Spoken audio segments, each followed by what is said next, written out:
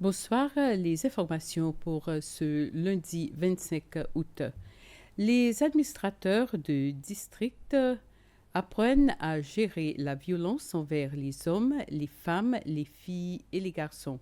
Le département des affaires familiales organise un atelier de sensibilisation à la violence envers les hommes, les femmes et les filles et les garçons, ou violence basée sur le genre auprès des administrateurs de district.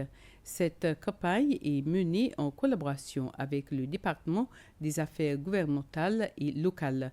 Elle s'inscrit dans le cadre de plusieurs activités de sensibilisation organisées par le département de la famille chaque 25 du mois.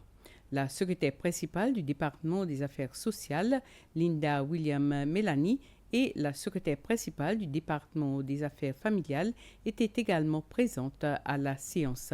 Marc Augéré, responsable principal du développement des programmes au département de la famille, a expliqué que cette séance vise à aider les administrateurs de district à gérer la violence envers les hommes, les femmes, les filles et les garçons.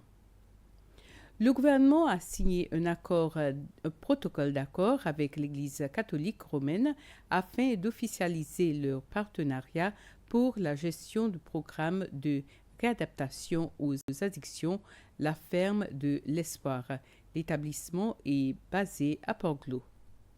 Selon un communiqué de presse, cet accord tripartite a été signé jeudi dernier à Liberty House par le secrétaire d'État au ministère des Finances, de la Planification nationale et du Commerce, M. Patrick Payette, le secrétaire principal à la Santé, le Dr Bernard Valentin, et le chef de l'Église catholique romaine de Victoria, Monseigneur Alain Harel.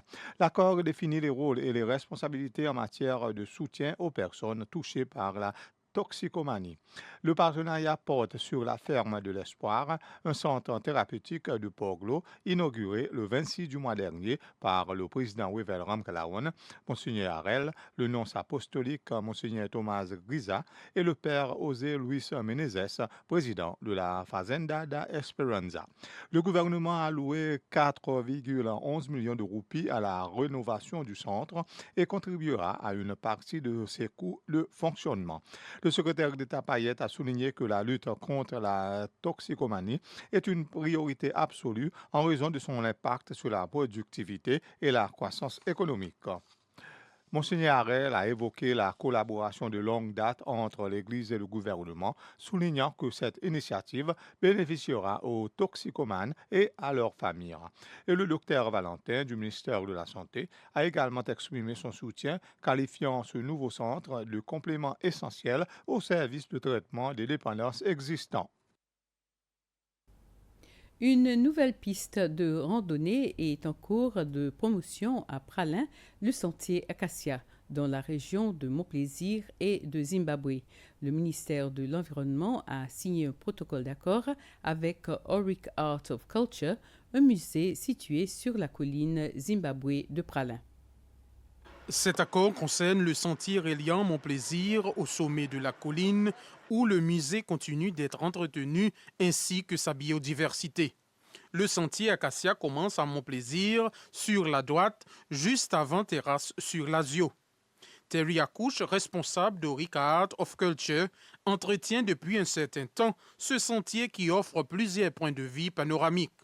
C'est à son point le plus haut qu'un accord a été signé pour assurer la protection continue du sentier et de sa biodiversité. Le sentier doit son nom à de nombreux acacias qui ont été plantés après un important incendie de forêt survenu il y a quelques années. Une partie du sentier est privée. Il s'étend dans la clôture par feu incendie en passant par Auric Art of Culture jusqu'au plateau où se trouve une déclinaison. M. Accouche entretient ce lieu depuis 2015. Ainsi termine ce flash. Merci de l'avoir suivi. Passez une soirée agréable.